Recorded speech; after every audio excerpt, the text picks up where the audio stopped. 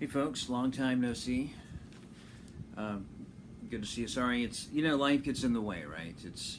It's been about a month since I posted anything, and we're just life gets. I've been trying to make this video for a month now, so hopefully this one will actually go through. So thanks to I got some new subscribers. Thank you, welcome.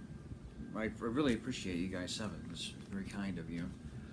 I hope everybody's making it through the hurricanes in the Gulf of Mexico and Florida, which I guess Irma's getting ready to hit maybe today, tomorrow. The wildfires in Oregon right now in the Columbia Gorge. Thinking about I have friends up there in Oregon right now. Thinking about them. So it's been a weird week for natural disasters. But let's get to a more positive point of view.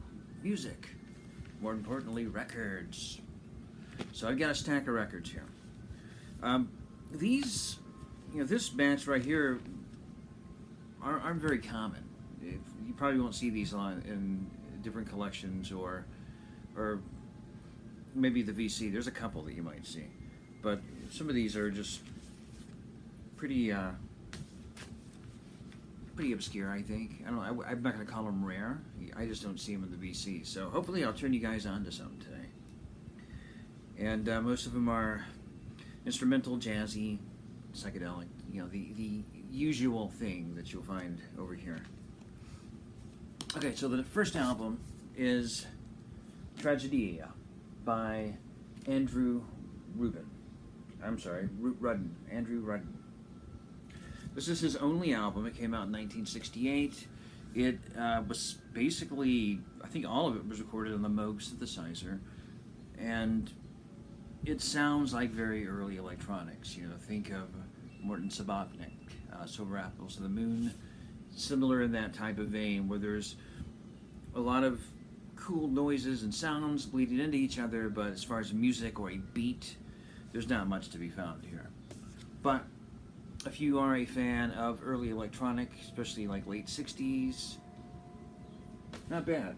Not a bad listen. And I don't think it's that expensive either. The next one I have is by Mario Molino's soundtrack, Inside.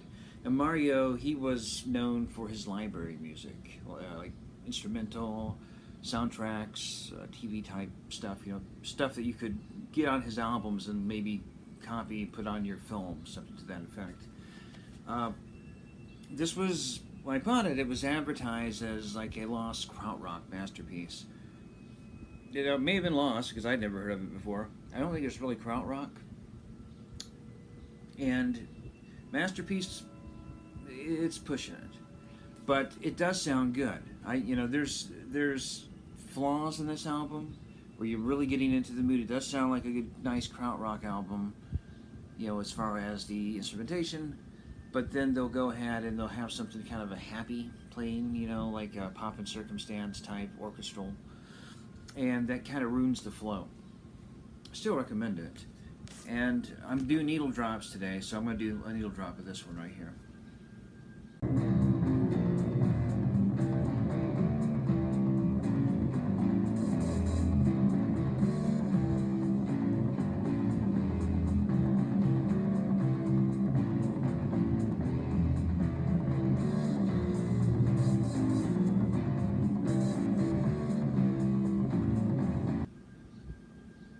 So, hopefully, you got a good feel for it. Okay, so the next two that I have, these are, you're always exploring, finding different genres, and the genre of the month for me is doom jazz, or jazz noir. And the group that I have here, I got two albums by them, is Borin and their Club of Gore. Yes, it sounds like some type of death metal band, Club of Gore. But this is what they call dark jazz. What is dark jazz? It's your kind of traditional jazz instruments played very low tempo, very slow, almost with some ambient mixed in.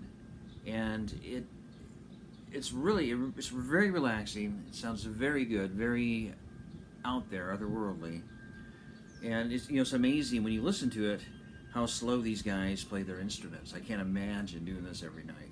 Just it's got to be painstakingly slow. But I've been listening.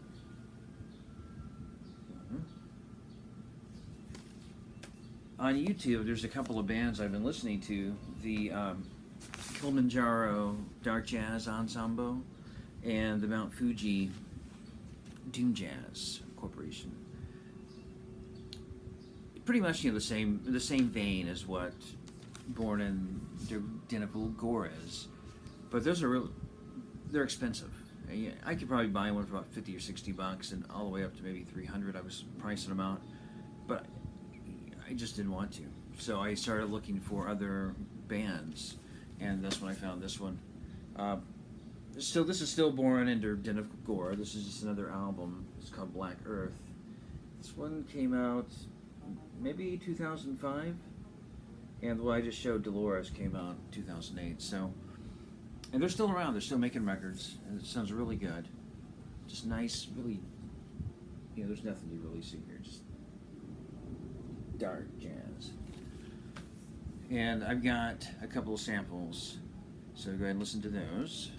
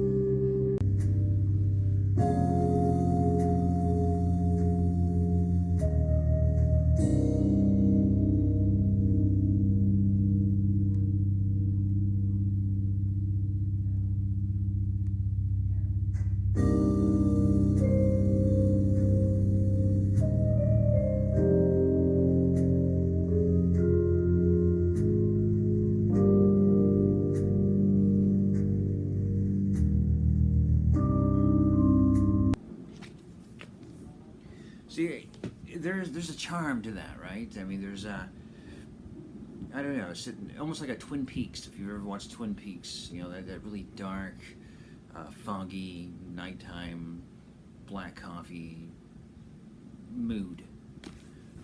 I dig it. I'm going to keep exploring that genre. I've got a couple more records on the way. Who knows how far down the rabbit hole I'll go on that one. Next album, Mugstar. Ad Marginum. Mugstar is a band from Liverpool, England. Mostly krautrock, space rock, instrumental type music. This is this came with a DVD, so I'm assuming this is a soundtrack for the DVD. But the DVD, it's not a movie. It's not even a music video. I've watched part of it because I can't get all the way through it. It looks like they went out and were photographing themselves. The band was, and they manipulated the photographs. It's very trippy, very hallucinogenic. I guess you'd have to be in the right frame of mind to really get that the movie. But as far as the music goes, it kind of sounds a lot like the cover, kind of bleak and gray. So just take a listen to that.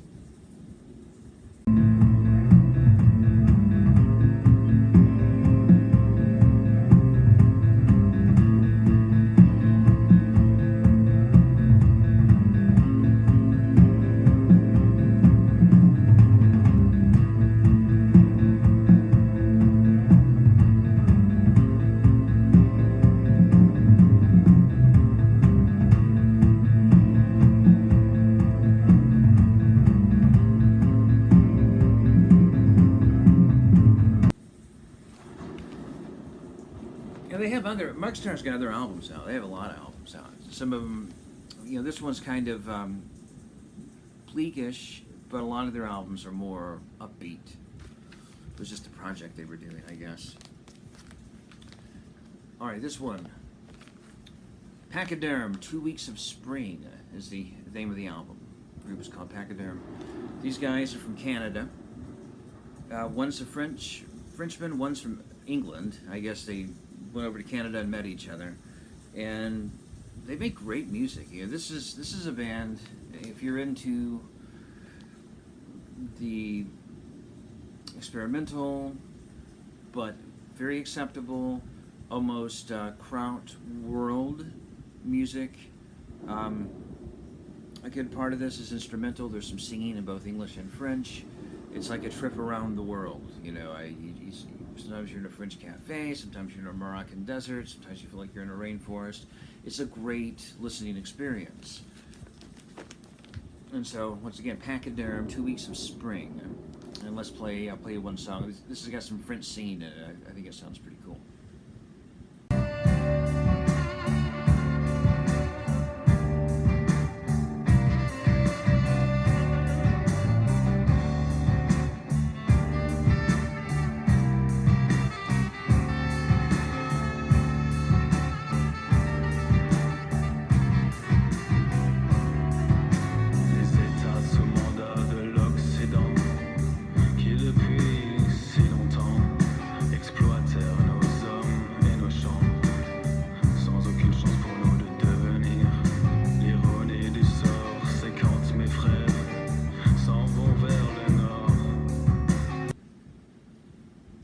See, I think more people should know about these guys. Pachyderm. Alright, so here's a split. I got this pretty cheap, and the reason I got it is for the band Vocacash right here. Vocacash, some of the band members are members of another band that I like called F.I. F/I. They're a great space rock band, I mean, one of the best in my opinion. So I wanted to check this out, and found it pretty cheap. And like I said, it's a split between Vocacash and another band called Crampuso, which I don't know anything about Crampuso. I've looked all over the place. I can't find anything. I don't know if this is a one-off or they got other albums. I think Discogs didn't show much either. So let's go to the Vocacash side. I'll play you two samples. As a matter of fact, you know what? I'm just going to play Vocacash. I'll tell you why in a minute. This sounds pretty good. It's got a drony, ambient sound. It has a beat, so I mean you can definitely get into it.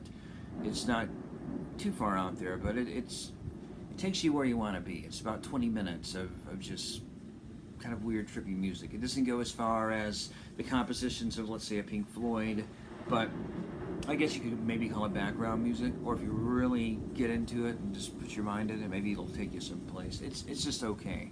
The other side, Crampuso, which I'm not going to play, it just sounds like you're in the hull of a spaceship. Think of that. Hull of a spaceship, and you kind of hear the engines rumbling, maybe an asteroid or a rock hitting the hull every so often.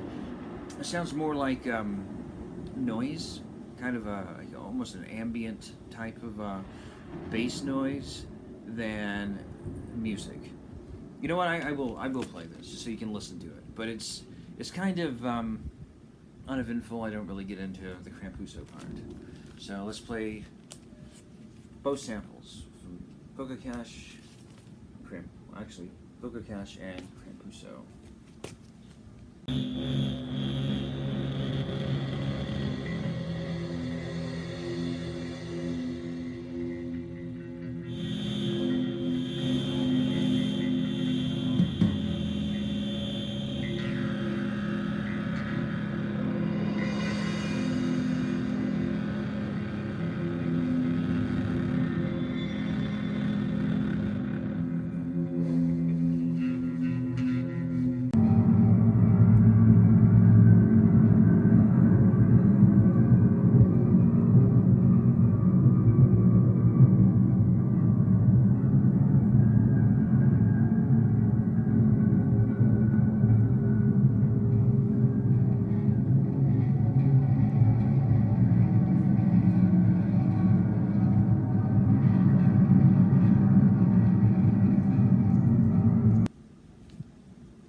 There you go. I mean, you can buy the album pretty cheap. I guess I just kind of bought it for that one band. Now, the next two, these are albums that I listen to a lot. I listen to this band a whole lot. This is a little different than what I've been showing, and you probably heard of this band, Monster Magnet. And I got actually two albums by Monster Magnet here. So there's one, there's two. So let's talk about this one first. Both of these albums are re-imagings of original records. So what that means is the lead singer Dave Windorf went in and took the songs and pretty much tore them apart, put them back together. Some of them are really psychedelic, some of them are slowed down, some maybe are sped up a bit. I think the results are great. They've taken these songs, some of the songs are very, you can't even recognize them as the original. So I think they've done a great job here as far as like a reimagining. So this is from an album called The Last Patrol. This album is called Milking the Stars. You see, this is just standard black vinyl. But the artwork is great. If you've never heard Monster Magnet, they're like a heavy psychedelic metal band, but nothing too heavy as far as metal goes. Maybe a hard rock band. So they play loud but they've got hooks and there's all types of spaciness going on. I mean, they're not lazy songwriters. They put everything they have into their songs and their performances. It's great. If you haven't listened to them and you're kind of into that, I definitely check them out. Now this is kind of a cool picture. This is their reimagining of their album called Mastermind. This one's called Cobras and Fires.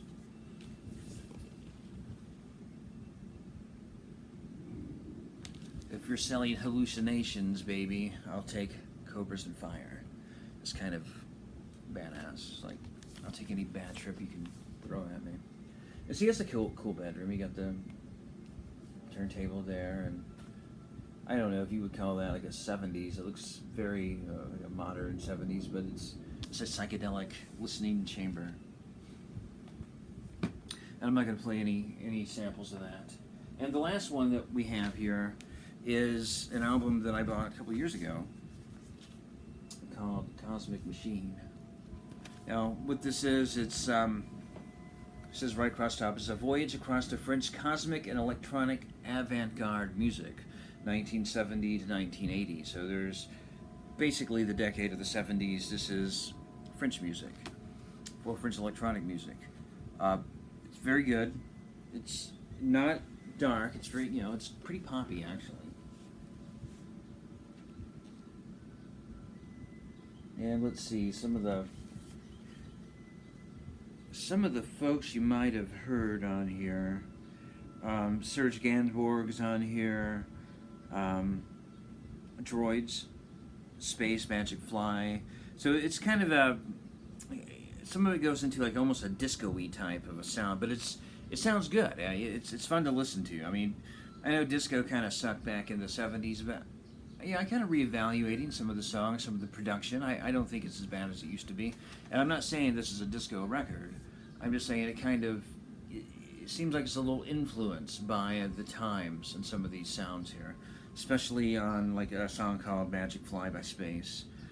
What am I speaking of? Well, there's Jean-Michel Jarre's on it. I was thinking there's someone else, but I guess not. But anyway, there's lots of, if you want to look right there, there's the folks there on it. Yeah, I'm not going to do a needle drop with this one. I highly recommend this. They put out a second comp. I can't remember the years on that. It might have been through the 80s. I can't remember. I almost picked it up. I don't know why I didn't. Probably because I picked something else up. There's only so much money, right? I mean, there's millions of records, and you got to be very choosy with what you buy. So, anyway, that's it. Hopefully, I turned you on to something cool this week. I would go out and explore a lot of those bands, especially the Monster Magnet and the Doom Jazz, Boren and their Club of Gore. But until next time, you guys be cool, be safe, and we'll see ya. Take care.